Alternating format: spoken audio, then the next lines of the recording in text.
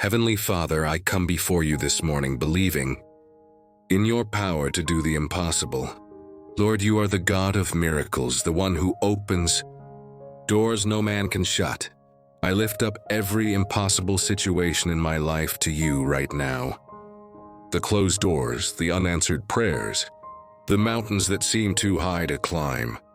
Father, I declare that what is impossible with man is possible with you. You parted the Red Sea, you made the blind see.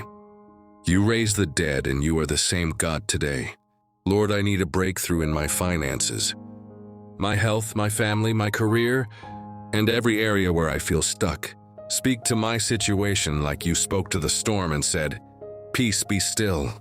Let your miracle-working power move in my life right now.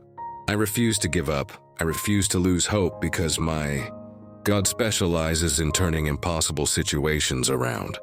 Thank you for the breakthrough that is already on its way. I receive it by faith. I walk in expectation, and I praise you in advance for what you're about to do.